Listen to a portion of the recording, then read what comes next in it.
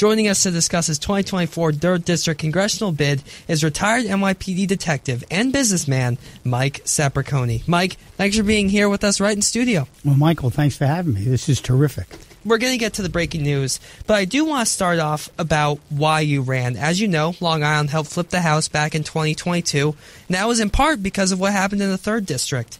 Why and when did you decide to try and unseat Congressman George Santos, who's in your own party?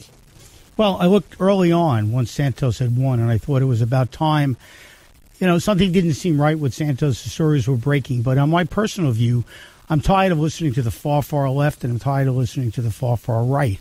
As a businessman and as a New York City detective for all these years, it's very important to use common sense and to work in the middle of the aisle and be able to work with people.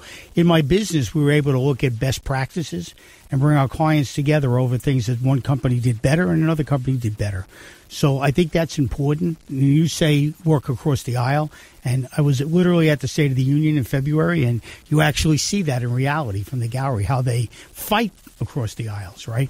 I think it's important that we start to come together as a people and listen to what our constituents want, the people who elect us. We need to worry about the problems that we have in our district. And right here in New York Congressional District 3, we've had no representation since Santos' election, and we haven't actually had any before that because the congressman prior to that, Tom Suozzi, was running for governor. So District 3 has been kind of left out for the last 2 years. And it's about time we start getting back to what District 3 needs and put the right people in Congress. Now, you've said that Congressman Santos has been unaccountable. And in what ways do you think he is this way, and how do you plan to restore integrity to the 3rd District? Well, integrity is going to be easy to restore because we have none right now, okay? But I've lived my whole life integrity as a police officer, as a detective, as a father of five grandchildren. My wife's a sitting Supreme Court justice in Nassau County. Integrity is important. Your feelings, your morality are important things, right? Santos has left us without any of this. He's put a stain on not just the county, but the state, the country, and the world. It's about time we just step up and we start explaining to people what the right things are and be honest with people. People make mistakes. There's no question about that, Ryan. But you need to be honest with people and explain to people in what direction you're going.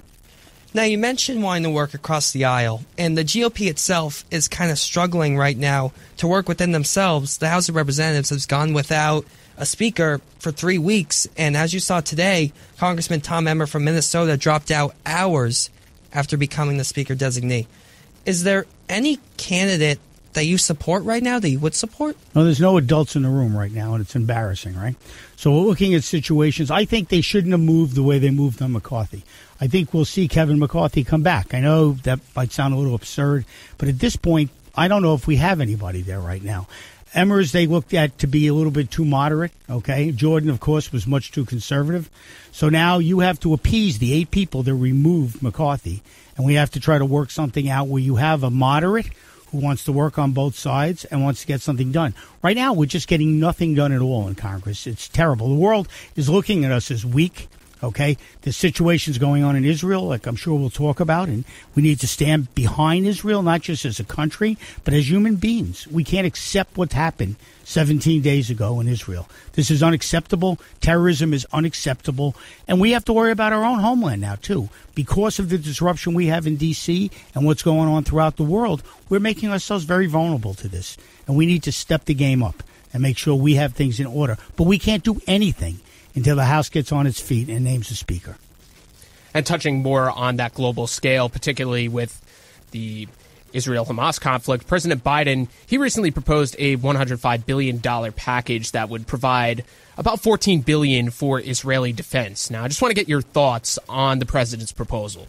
Well, we certainly need to support Ukraine and support Israel, right? But you're asking for a lot of money in one chunk, right? I think that's another reason we have to get a speaker in there. I think what we've done too often with the Democrats, with the liberal Biden administration, is just sign off on things. And we're not looking at what needs to be cut. We're not being fiscally responsible.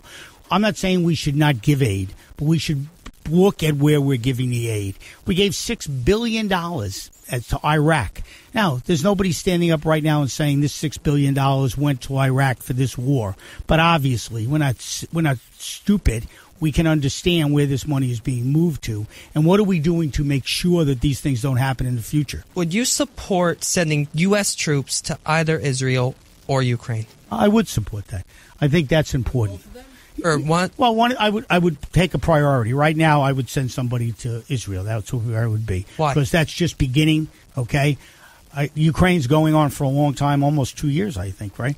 And I think right now we need to stop Israel, stop Hamas right away in Israel, and then we can support Ukraine. But I think I would, if I was the president of the United States right now, I would put my troops in Israel, not in Ukraine. What would you say to those who say this conflict, it's similar to Ukraine in that it's been going on, it could go on for a long time? It could.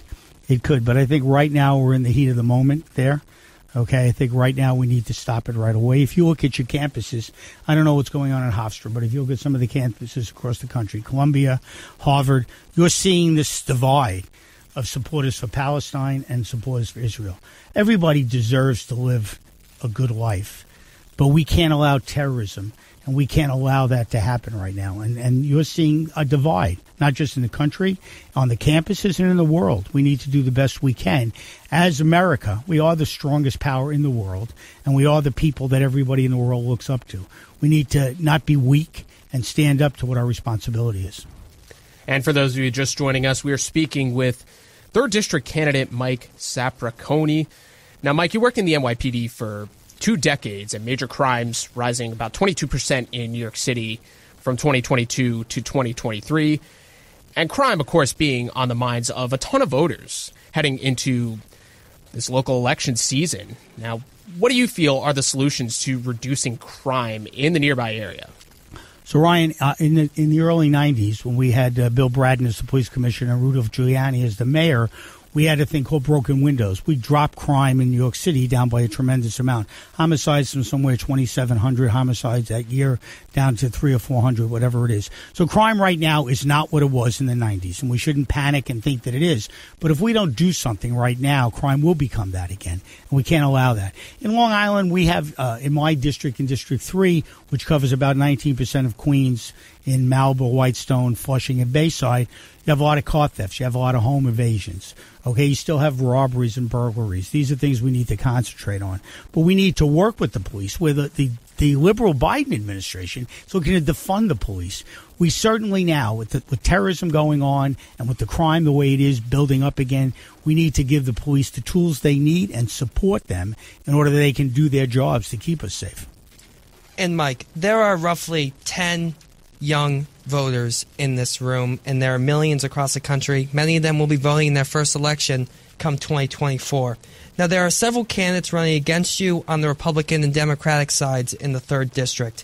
Why should those young voters side with your message above everyone else? Well, Michael, a lot of the Democratic candidates are politicians, lifelong politicians. A lot of the Republicans are unknown people just like myself, right? But I think it's important. My background as a police officer and a detective and as a business owner for 30-something years, I bring something to the table. I've always been able to bring something to the table. Important thing about your 10 young voters in this room is that you vote.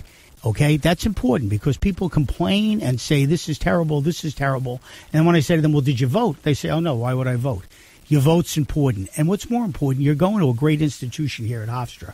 So you should educate yourselves on the people you're going to vote for. You shouldn't go into that box or that wherever it is now and to vote and just hit a name because you heard of the name. Educate yourself. Find out about that person. Look that person up.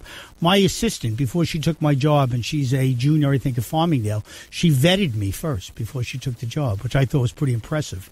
That here's his 20-year-old who vetted me before even signing on for my campaign. So learn about the people you're going to vote for. Make an educated decision, but vote. Tell your friends to vote. I mean, I'm the obvious choice as far as I'm concerned, okay? I'm the only adult in the room, okay? My kids won't tell you that. But I am. Things need to be changed. You can't change things overnight. But you need to be aware of the people who elected you and what their needs are and what they want. And I think I'm certainly the best candidate here. But you guys make that up. Vet me, decide, and vote for the person. But just go vote, everybody. That's important.